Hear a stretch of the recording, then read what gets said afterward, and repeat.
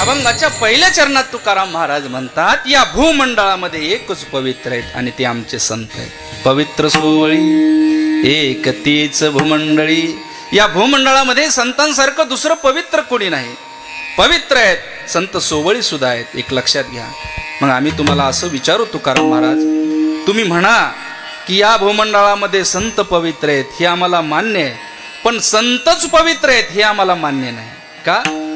कारण संतच पवित्र आहेत असं जर तुम्ही म्हणाल, असं जर तुमचा आग्रह असेल तर तो आम्हाला मान्य नाही. कारण आमचा भारत देश हा तीर्थक्षेत्रांनी नटलेला देश आहे. इथल्या नद्या जर पाहिले ना, इथल्या नद्या देखील किती पवित्र आहेत बघा. इथले तीर्थक्षेत्र, इथली देवस्थानं एवढी पवित्र आहेत की त्यांच्या इतकं पवित्र दुसरं कोणी नाही. लक्षात घ्या किती तीर्थ पवित्र आहेत बघा. आमच्या गंगा, म्हणून तर माणूस मेल्यानंतर कुठं अस्थि विसर्जन करतात? गंगेला. गंगेत एवढी ताकद आहे महाराज की मेल्यानंतर सुद्धा त्या माणसाचं सर्व पाप जाळण्याचं सामर्थ्य त्या गंगेमध्ये आहे. एवढी आमची गंगा पवित्र आहे. लक्षात घ्या. हो, एवढी गंगा पवित्र आहे. म्हणून तर आळंदीला, पंढरपूरला लोक जातात, चंद्रभागेत डुबक्या मारतात, इंद्रायणी डुबक्या मारतात. का? वर्षभर केलेलं पाप घालवण्याचं सामर्थ्य त्या गंगेमध्ये आहे. लक्षात घ्या. हो, एका डुबकीमध्ये. अहो मी काय म्हणतो, गंगा आमचे तीर्थक्षेत्र एवढे पवित्र आहेत तात्या, तुम्हाला डुबकी मारायला त्या गंगेकडे जायची सुद्धा गरज नाही. वाचे म्हणता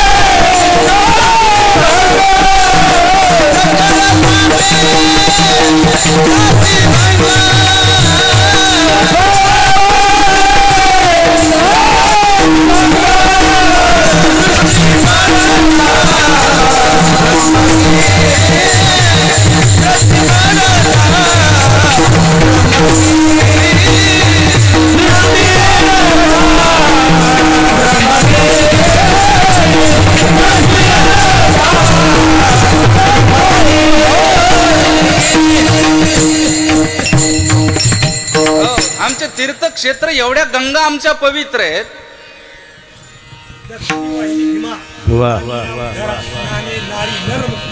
वा, दक्षिणी वाहिली भीमा, आलिया उद्धारा, स्नाने नर नारी मुक्त होती. एवढे आमचे तीर्थक्षेत्र पवित्र आहेत. अहो गंगेला सुद्धा जायची गरज नाही. आंघोळ करताना तात्या म्हणले गंगा गंगा म्हणा, मग वड्याला का आंघोळ करीनात? कुठं आंघोळ करा? वाचे म्हणता गंगा गंगा. आंघोळ करताना गंगा गंगा म्हणलं की केवढंही पाप असू द्या नाहीसं होतं. एवढे तीर्थक्षेत्र पावावशली. बरं नुसते गंगाच नाही सांगितलं, एवढे तीर्थक्षेत्र भयानक आहेत. दृष्टी पडता डोळ्याने ब्रह्मगिरी पाहिली तर त्याला यमपुरीच नाही. एवढं पवित्र तीर्थ आहे तुकाराम महाराज आमच्या हिंदुस्थानामध्ये, भारतामध्ये. आणि तुम्ही म्हणताय संत पवित्र आहेत, ही काय भानगड आहे? हे आम्हाला मान्य नाही. तुकोबराय म्हणतात तीर्थ दोन प्रकारचे आहेत, एक चित्ततीर्थ आणि एक जडतीर्थ. जडतीर्थ म्हणजे जडतीर्थामध्ये नद्या हे तीर्थक्षेत्र मोडतात जडतीर्थामध्ये, आणि चित्ततीर्थ म्हणजे चैतन्य तीर्थ, चालतं बोलतं तीर्थ. या चालत्या बोलत्या तीर्थामध्ये आमचे सगळे संत मोडतात. सगळी तीर्थे निवृत्तीचे पायी. निवृत्तीनाथ, ज्ञानोबराय, सोपान काका, चोखोबराय, तुकोबराय, सावता महाराज, गोरोबा काकांसारखे सर्व संत आमच्या या तीर्थामध्ये मोडतात, चित्ततीर्थामध्ये. आणि सांगेन आपल्याला, या जड तीर्थापेक्षा कितीतरी पटीनं, कितीतरी प्रभावशाली आमचे चैतन्य रूपी तीर्थ आहेत. बघा, चंद्रभागेला आपण स्नान करतो, एक डुबकी मारली की क्षणार्धात आपलं जन्माचं पाप निघून जातं. लक्षात घ्या. बारीक ऐका म्हणजे आपल्या लक्षात येईन. आता झोप आली असली तर थोडी बाजूला करा. चंद्रभागेमध्ये स्नान केल्यानंतर आपलं केवढंही पाप असू द्या, क्षणार्धात निघून जाईल. पण नुसतं पाप निघून जाईल, पापाची वासना मात्र निघून जाणार नाही. केवढंही पाप असू द्या. चंद्रभागेत डुबकी मारली की तुमचं पाठीमागचं सगळं पाप निघून गेलं. अरे पण पापाची वासना तर घेऊन वापस आलाय ना, पुन्हा पाप करायला मोकळा झाला. म्हणजे पाप घालवण्याचं सामर्थ्य त्या चंद्रभागेमध्ये आहे, पापाची वासना घालवायचं सामर्थ्य तिच्यात नाही. आणि आमचे संत तसे नाहीत. जुन्या काळामध्ये एक डाकू होऊन गेला, त्याचं नाव काय, वाल्याकोळी. अनेक माणसं मारायचा. त्या जंगलामधून कोणीही बाहेर जाऊन द्यायचं नाही, एवढे माणसं तो मारायचा. एक दिवस त्याची भवनीच झाली नाही. दुपारपर्यंत तसाच थांबला. थांबल्यानंतर एक टाळ वाजला, विणा वाजले, नारायण नारायण करत करत त्या जंगलामधून कोणीतरी येऊ लागलं. त्याला वाटलं भवनी आपली होणार आहे आता. ताडकीन उठला आणि गेला आणि बघितलं, गळ्यामध्ये विणा दिसायला आहे, गळ्यामध्ये टाळ दिसायला आहे, चिपळ्या दिसायला. झालं म्हणलं, आजचा बी दिवस आपला काय फेल जायच्या मागे. तुम्ही म्हणता कशामुळं? गळ्यामध्ये टाळ होता, चिपळ्या होत्या. चला म्हणला, ह्याच्याकडे काय असणार आहे ह्या वारकऱ्याकडे. तात्या पहिलं वारकऱ्याकडे काही नव्हतं, म्हणून चोर लांबून जायचे. आता तसं नाही. आता कीर्तन झाल्या म्हणते, महाराज तुमचा रूट कोणचा आहे? काय म्हणला ह्याच्याकडे. पण चला म्हणला, त्याचा नियम होता, माणूस पुढे जाऊन द्यायचं नाही. गेला, नारदाच्याकडे गेला. गेल्यानंतर हातातली एवढा मोठा परशु, अकराळ विक्राळ त्याचं रूप, ते परशु उगारल्यानंतर नारद महर्षी त्याच्याकडे बघून स्मित हास्य करू लागले. वाल्याकोळी म्हणतोय, एकच माणूस असा पाहिला या जगामध्ये मला आता भेटला. माझ्या नावाने माणसं थरथर कापतात, बेशुद्ध पडतात. हा मी समोर असताना हातामध्ये कुऱ्हाड आहे, याला उगारली तरी हा हसतोय. हा काहीतरी विचित्र माणूस आहे. कोण आहे तू? नारद महर्षी म्हणतात. या देहाला महर्षी नारद म्हणतात. आणि मी मरायला नाही आलो, आल्या तुझा उद्धार करायला आलोय. कशा करता करतोय एवढं पाप? एवढं पाप म्हणजे माझी पत्नी, मुलं, आई वडील 7 पिढ्या बसून खातील, पुढची पिढी बसून खाईल, यासाठी एवढं पाप करतोय. नारद महर्षी म्हणतात, माझी एक विनंती आहे, घरी जाऊन त्यांना विचार की तुझ्या पापामधलं अर्ध पुण्य ते अर्ध पाप वाटून घेतील का? वाल्याकोळी म्हणला, महाराज लोक चॅप्टर असतात माहिती होतं, पण एवढी बी असते मला माहित नव्हतं. मी घरी जायचं आणि तो पळून जायचं असा तुझा बेत आहे. आता इथं संतांचं हृदय मला तुम्हाला सांगायचंय का, जगाच्या कल्याणाकरता संत काय करतात. नारद महर्षी म्हणतात, अरे वाल्या त्याला मी भेट नाही, हवं तर तुझ्या हातातल्या दाव्यानं मला बांधून ठेव. जगाच्या कल्याणाकरता संत स्वतःला बांधून घेतात. हे आईचं हृदय म्हणजे संतांचं हृदय आहे. नारद महर्षीनं त्याला वापस घरी पाठवलं. पत्नीनं पाणी वगैरे दिलं, बसा म्हटली, आलात थकून आलात. ते म्हटलं बाजूला ठेवते तांब्या वगैरे, मला एक सांग, तू माझ्या अर्ध पाप वाटून घेशील का? ती म्हटली, मालक पतीच्या अर्ध्या पुण्यामध्ये पत्नीचा वाटा आहे, पाप काय मला माहिती नाही, मी काही घेणार नाही. जाऊ द्या म्हटलं. ही बाहेरून आली. ज्या आई वडिलांनी जन्म दिला त्या आई वडिलाला विचारलं, बाळा. आई वडिलांनी सांगितलं, पाप हे ज्याची त्यालाच भोगावं लागतं, त्याच्यात वाटेकरी होता येत नाही. आईचं उत्तर सुद्धा तेच आलं. ज्या वेळेला हे सर्वांचं उत्तर त्या वाल्याकोळ्याने ऐकलं, त्यावेळेला खिन्न मनाने वाल्याकोळी खाली बसला. बैसता संतांचे संगती, कळोवाले कमळापती, आपले कोणीच नव्हती, निश्चय चित्ती दृढ झाला.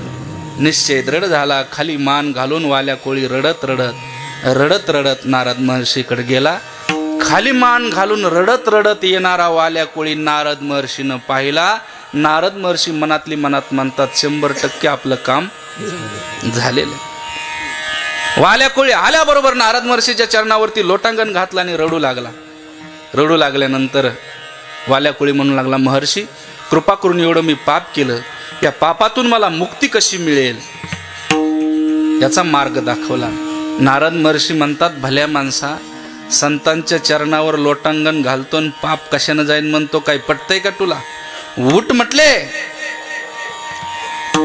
संत चरण रज लागता सहज वासनेचे बीज. अरे संतांच्या पायात एवढी ताकद आहे, तुझं पाप माझ्या तुझं डोकं माझ्या पायाला लागल्या बरोबर तुझं पाप निघून गेलं. म्हणजे संत पाप घालतात याच्यात नवल नाही, पण पापाची वासना सुद्धा शिल्लक ठेवत नाहीत. ही संतांची पवित्रता. विठाला विठाला.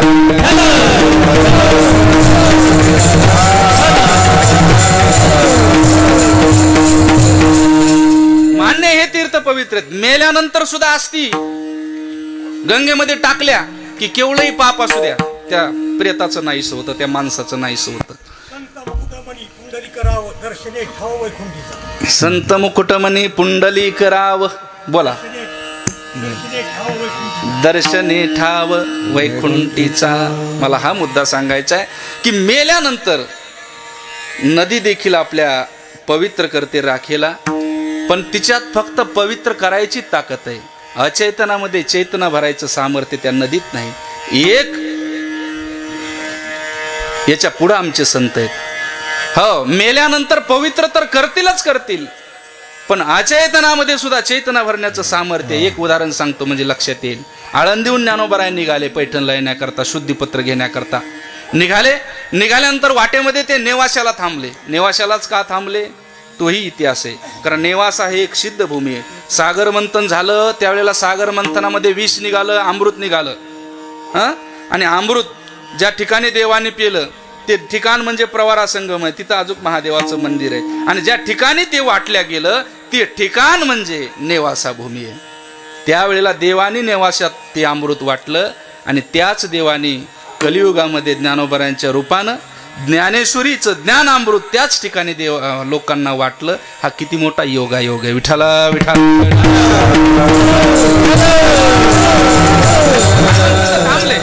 थांबल्यानंतर एका लिंबाच्या झाडाखाली बसले असताना तिथून एक प्रेत यात्रा चालली होती. सगळ्यांना कथा भाग माहिती लवकर घेत. प्रेत यात्रा चालली आणि मग त्याच्या पाठीमागं सती जाण्याकरता एक महिला, तिचा छोटा मुलगा रडत रडत रडत रडत चालले. हे बसलेली जी 4 बालक आहेत त्या बाईनं पाहिली, तिनं विचार केला कोणीतरी योगी दिसतात, संत दिसतात, जाता जाता दर्शन घेऊन जाऊ म्हणजे तेवढं पुण्य लागेल. आणि मग गेली. गेल्यानंतर निवृत्तीनाथाचं दर्शन घेतलं, सोपान काकाचं दर्शन घेतलं, मुक्ताबाईचं दर्शन घेतलं. ज्ञानोबरायांच्या चरणावरती लोटांगण घातल्याबरोबर माऊलीनं वर्ण पाहताच आशीर्वाद देऊन टाकला. अखंड सौभाग्यवती बाबा. माऊलीनं तसं म्हटल्याबरोबर ती बाई म्हटली, तुम्ही महाराज दिसताय, संत दिसताय. ज्ञानोबराय म्हटले, झालं काय? ते पुढं चाललेलं काय पाहिलं का? ज्ञानोबराय म्हणतात, काय? अहो ते प्रेत आहे, आणि ते प्रेत दुसरं तिसरं कोणी नसून ते माझ्या नवऱ्याचं प्रेत आहे. मी आता सती जाण्याकरता निघाले आणि तुम्ही मला अखंड सौभाग्यवतीचा आशीर्वाद दिलाय, हे कसं काय? तिथं जर माझ्यासारखा संत असता तर म्हटलं असतं, बाई चुकलं माझं, बोलू नाही, बोलून गेलो, माझा शब्द माघारी घेतो, इथून पुढं बोलणार नाही. पण ज्ञानोबराय होते, माझे आज सत्यवादाचे तप वाचा केली बहुत कल्प. माऊली म्हणतात या वाचेनं अनंत कल्प तप केलेलं आहे, शब्द माघारी घेणार नाही. थांबव म्हणले ते प्रेत खाली थांबवलं. ते प्रेताच्या जवळ गेले. जवळ गेल्यानंतर खरंच ते प्रेत किती भाग्यवान आहे बघा. जसं लेकराच्या जवळ आईनं बसावं, ज्ञानोबराय त्या प्रेताच्या जवळ येऊन बसले आणि सोडा म्हणले याच्या सुतळे आता, कारण 4-4 जणांनी आवळून बांधले होते महाराज. माणसं मेलेल्याला एवढं कमून आवळे देत मला अजून मिळ लागला नाही. बांधा आवळा तिथले तरबेज 4-5 जण असतात गावामध्ये बरं का. आणि मग ते सोडलं, काढा म्हटलं ह्याचं पांघरून काढलं. काढल्यानंतर त्या प्रेताच्या जवळ बसले. आईनं जसं बाळाच्या डोक्यावरून हात फिरवावा, ज्ञानोबराय त्या प्रेताच्या डोक्यावरून हात फिरवतात आणि म्हणतात, भल्या माणसा, एवढ्या लांबून अलंकापुरीहून आम्ही तुझ्या गावामध्ये आलो, आमचं स्वागत करायचं तर दे सोडून, पण अशा अशुभ अवस्थेमध्ये उठून चाललास, काही पटतंय का तुला? उठ म्हटले. आता उठ म्हटल्यावर झोपेतून माणूस उठाव तसं ते प्रेत ताळले माणूस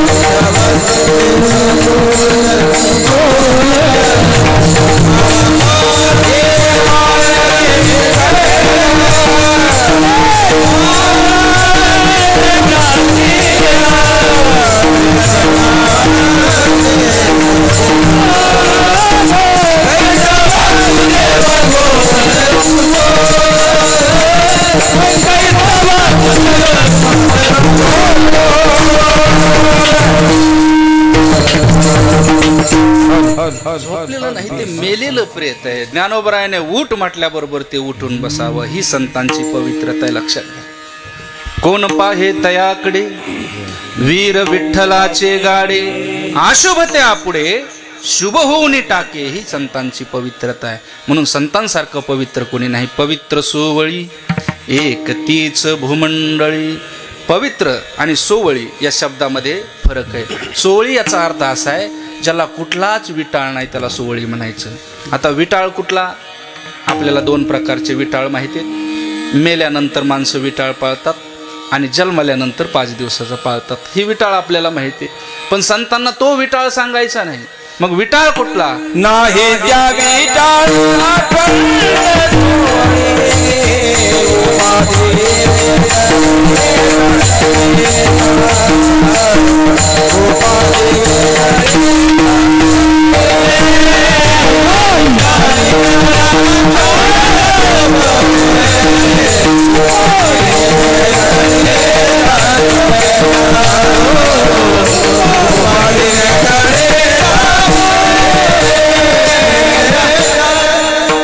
नाही त्या विटाळा अखंड सोहळे. त्यांना कुठलाच विटाळ नाही.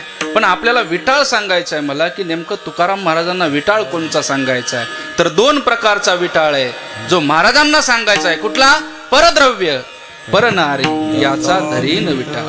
परद्रव्य शब्द किती बारीक आहेत बघा. ते काय ट ला ट जोडून केलेली संतांची वाणी नाही. आताच्या कवितासारखी जानी जानी यस पप्पा, हिटिंग शुगर नो पप्पा, टेलिंग लाईट नो पप्पा, अशी काही कविता नाही किंवा अशी काही वाणी नाही. किंवा दुसरं, एका गावामध्ये एक छोटीशी मुलगी होती, रोज चांगलं गाणं म्हणायची. तिला 1 रुपया दिला की गेले बाय उसाच्या मल्यात, आणल्या बाय पाकोल्या धलून, दिल्या बाय नवल्याला तलून, नवला गेला मलून, आता काय करायचं ललून, आणि घ्या बाय दुसला कलून. अशी काही टलाट जोडून केलेली ती महाराज. किती शब्द किती बारीक आहे. परद्रव्य परनारी. स्वद्रव्य नाही. स्वद्रव्य मेहनतीनं कितीही कमवा. गाड्या घ्या, बंगले बांधा, 4-4 फ्लॉट बांधा, काही महाराजांचं म्हणणं नाही. पण एवढं असून सुद्धा दुसऱ्याचं मला असावं असं वाटणं, हे खरा विठाळा. विठाला विठाला. आणि हा विठाळा तुकाराम महाराजांसारख्या संतांनी पाळला. तुकाराम महाराजांकडे भेटण्याकरता ग्रामपंचायत सदस्य नव्हता आला. छत्रपती शिवाजी महाराज तुकाराम महाराजांकडे अमोघ नजराना घेऊन आले. काय दिला ठेवा आम्हा विठ्ठलची हवा, ज्या पावलाने आला त्याच पावलाने माग पाठवला. परद्रव्य. आता परनारी. भामचंद्रावरती तुकाराम महाराज भजन करायचे. एक वैशिक श्री तुकाराम महाराजांकडे आले. वैशिक स्त्रीला सुद्धा तुकाराम महाराजांनी माईचा दर्जा दिला. आता माय हा शब्द एवढा पवित्र आहे महाराज, तुम्ही इथं बसलेल्या कुठल्याही महिलेला उच्चारा, तिला राग नाही येणार, आनंदच वाटेल. एवढा आई शब्द पवित्र आहे. आणि त्या स्त्रीला देखील तुकाराम महाराजांनी आईचा दर्जा दिला. जाई वतू माते न करी सायास, आम्ही विष्णुदास तैसे नव्हे. म्हणजे परद्रव्य परनारी याचा धरीन विटाळ, म्हणून ते सोवळी आहेत. पवित्र सोवळी. हो, सोवळी या शब्दाचा अर्थ आहे मतांतरांच्या पलीकडं नाही. या माता महाराजांनी प्रमाण दिलं होतं. नाही त्या विटाळ. अखंड सोहळी. उपाधी वेगळे जाणीवेच्या, ज्यांना जाणीव नाही, म्हणजे उपाधीच्या पलीकडे ज्यांचं जीवन आहे, मतांतरांच्या पलीकडे ज्याचं जीवन आहे, ते खरे पवित्र आहेत. लक्षात घ्या. एक सांगू का, एकच उदाहरण देतो सोहळीचं आणि आपलं चरण संपवतो. सोहळी म्हणजे काय? ज्याने जीवनात कुठलंच पाप केलं नाही त्याला सोहळी म्हणायचं. ज्याने जीवनात कुठलंच पाप कर्म केलं नाही त्याला पवित्र म्हणायचं. बघा, जोग महाराज एक दिवस पुष्कर तीर्थावरती स्नान करण्याकरता गेले आणि तिथं स्नान करण्याकरता गेल्यानंतर तिथल्या गंगेमध्ये स्नान करण्याकरता उतरले. वंदनीय जोग महाराज, जेवढे कीर्तनकार म्हणून आता वारकरी शिक्षण संस्था आळंदीचे आहेत तेवढे तिथलेच आहेत. त्यांचे संस्थापक जोग महाराज. ही एक छोटीशी ओळख आहे. ते ज्या वेळेला पुष्कर तीर्थावरती स्नान करण्याकरता गेले, तिथं गेल्यानंतर स्नानाला उतरल्यानंतर तिथल्या ब्राह्मणांनी सांगितलं, थांबा महाराज. महाराज म्हणतात, का? तुम्हाला स्नान करायचं, मग माझ्या पद्धतीनं करा. कसं करायचं? गंगेमध्ये गुडघे इतक्या पाण्यावर उभा राहा. महाराज गुडघे इतक्या पाण्यात उभा राहिले. हातामध्ये पाणी घ्या. मग हातामध्ये पाणी घेतलं. म्हणा पापाहम. महाराज म्हटले, काय? अहो म्हणा पापाहम पाप कर्माहम. जोग महाराज म्हटले, जा, अजिबात म्हणणार नाही. अहो म्हणा, अजिबात म्हणणार नाही. का म्हणणार नाही? अरे जीवनात जर मी पापच केलं नसेल तर म्हणायची काय गरज आहे? हे फक्त जोग महाराजासारख्यांनी म्हणावं. लक्षात घ्या. मला सांगायचंय काय, ज्याच्या जीवनात तीळ मात्र पाप नाही ते खरे पवित्र आहेत. आणि ते कोण आहेत? पवित्र सोवळी एक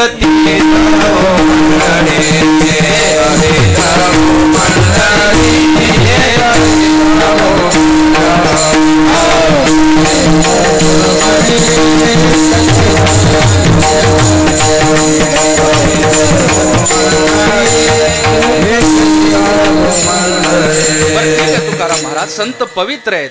बरं, ते संत का पवित्र आहेत? तर त्यांना देव त्यांचा आवडता देव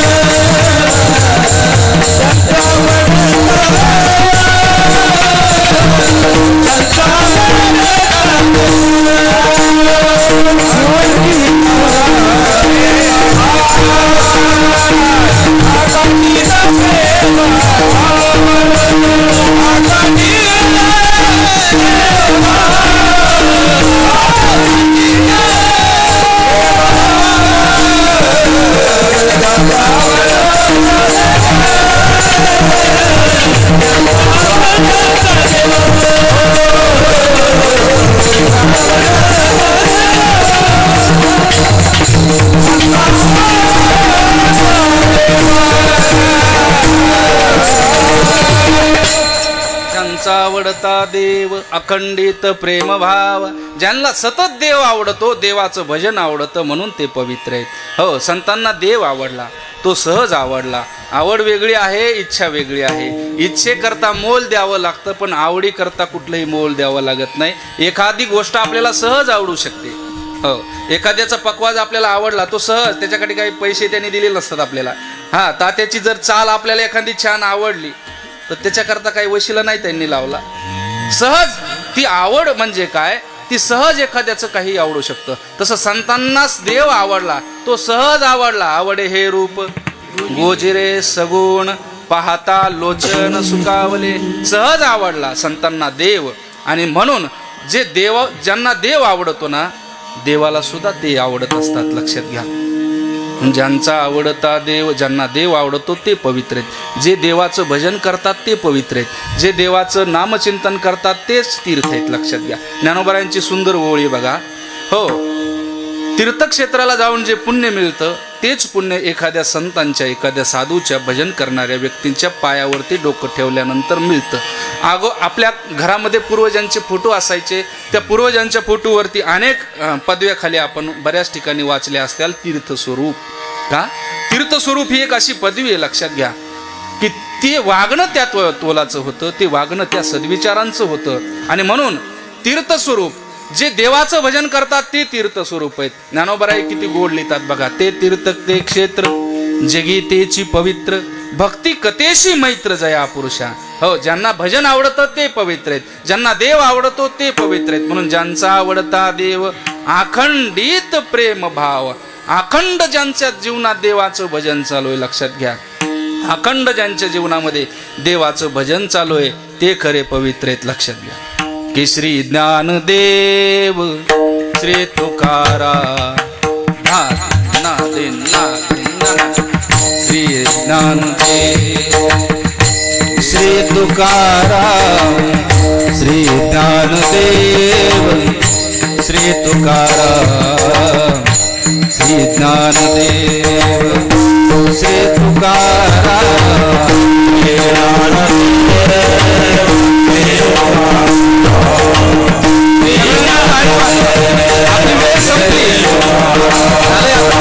श्री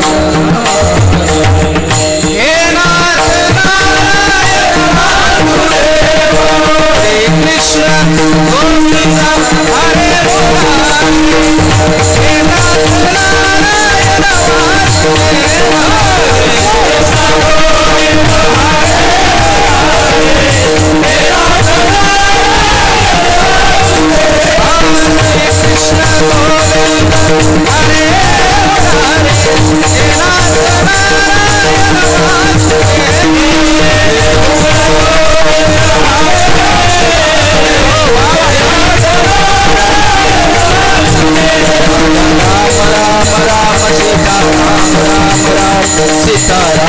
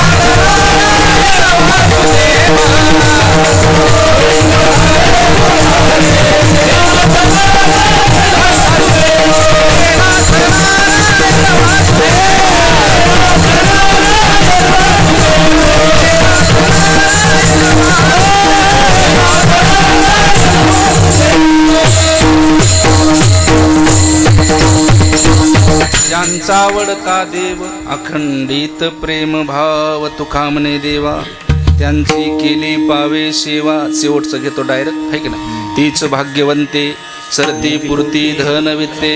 आता सरळ सरळ अर्थ सांगतो. संत भाग्यवान आहात, तीच पवित्र आहेत, तीच सोवळी आहेत. विको कमी करा. तीच पवित्र आहेत, तीच सोवळी आहेत, तीच भाग्यवान आहेत.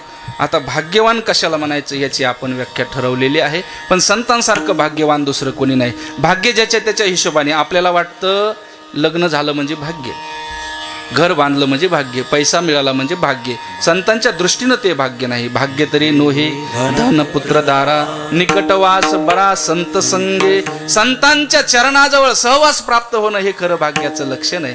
बरं ठीक आहे तुकाराम महाराज, संतांच्या चरणाजवळ सहवास प्राप्त झालं हे कशावरून भाग्याचं आहे. तुकोबराय म्हणतात संत दर्शनी हा लाभ पद्मनाभ जोडला. संतांच्या पायाजवळ देव जोडण्याचं सामर्थ्य आहे, म्हणून त्यांची संगती प्राप्त होणं हे खरं भाग्याचं लक्षण आहे. म्हणून तीच भाग्यवंते सरती पुरती धन वित्ते.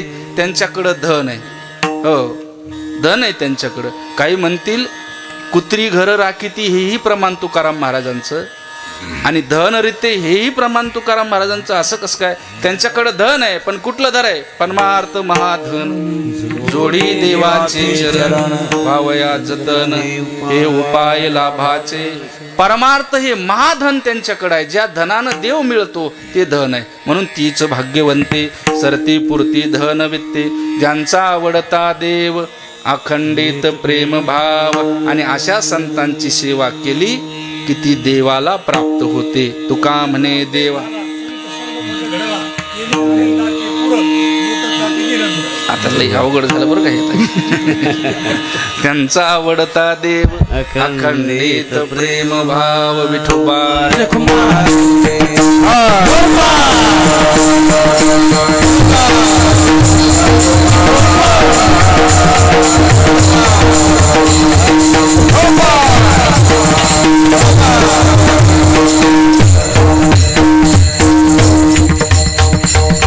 झालेली सेवा याच ठिकाणी आपण पूर्ण विराम देणार आहोत. पुनश्च एकदा समस्त टाळकरी मंडळी, समस्त ग्रामस्थ मंडळी, ज्यांच्याकडून मला आपल्या दर्शनाचा योग प्राप्त झाला, आमचे परममित्र उत्तमजी महाराज वाघमारे प्रसादजी महाराज आहेत. यांनी आजचे हे सौजन्य ज्यांचं आहे श्री हरिभक्तपरायण श्रीमान नारायणरावजी गंगारामजी बरकुले भाऊ यांचा आहे. दत्ताभाऊ या ठिकाणी उपस्थित आहेत, सर्व ग्रामस्थ उपस्थित आहेत. आणि ज्ञानोबरायांच्या मंदिराकरता तन मन धनाने सहकार्य करणारे हे आपलं गाव आहे. आणि सगळी मंडळी या ठिकाणी उपस्थित आहेत. लॉकडाऊनमुळे व्यत्यय आला आणि थोडंसं मंदिर आता झालंही असतं, पण अगोदर थोडं गुरुकुलचं करावं म्हणून मंदिर मागं ठेवलं. हे प्रांजळ मत आहे. आणि अजून असं एवढं सहन केलं, अजून 2 वर्ष सहन करा. मी भाऊला मागो अशी सांगितलं, पुन्हा तुम्ही माझ्याकडे येऊ नका. मी तुमच्या घरी प्रत्येकाला तुम्हाला शोधित येणार आहे, कारण तुमच्या घरी निमंत्रण पत्रिका देण्याकरता. आणि म्हणून सगळ्यांच्या चरणी विनम्र भावाने अभिवादन करतो. आपल्या गावाने अनमोल असं सहकार्य ज्ञानोबरायांच्या मंदिराला दिलं आहे. ज्या ताकदीनं आपण भूमिपूजन सोहळा केला होता, त्याच ताकदीनं ज्ञानोबरायांच्या कलशारोहण सोहळा करायचा आहे. आणि ते निश्चितच ज्ञानोबरा ते कार्य माझ्याकडून करून घेतील हीच सदी इच्छा या ठिकाणी व्यक्त करतो. पुनश्च एकदा समस्त ग्रामस्थांना विनम्र भावाने अभिवादन करतो. या ठिकाणी आमच्या गुरुकुलमधील मृदंगवादक उपस्थित आहेत. हरिभक्तपरायण महाराष्ट्रामध्ये ज्यांचं युवा मृदंगवादकामध्ये खूप मोठं नाव आहे, हरिभक्तपरायण बालाजी महाराज खरात. यूट्यूबला सर्च केलं तरी त्यांची व्हिडिओ तुम्हाला पाहायला मिळतील. हरिभक्तपरायण मयूरजी महाराज सूर्यवंशी, हरिभक्तपरायण सोपान महाराज साईदे, हरिभक्तपरायण आमचा दीपकही या ठिकाणी उपस्थित आहेत. सुंदर अशी साऊंड सिस्टीम आहे आमचे बोरगावचे पृथ्वीराज इंगळे. मग अशी मला ते नाव आठवणं गेलं. सुंदर अशी साऊंड सिस्टम आहे. आता ही सुंदर असा जो रंग या कीर्तनासाठी प्राप्त झाला, गायनामुळे झाला, वादनामुळे झाला, हे तर खरंच आहे. पण त्याहीपेक्षा आनंद जर मिळाला असेल तर त्या या साऊंड सिस्टम जोरदार टाळ्या त्यांच्यासाठी एकदा होऊ द्या. म्हणून सर्वांच्या चरणी विनम्र भावाने अभिवादन करतो. बोलताना एखादा शब्द चुकीचा गेला असेल किंबहुना एखाद्याचं नाव विसरलो असेल तर आईचं अंतःकरण करून माफ करा, ही नम्र विनंती. झालं.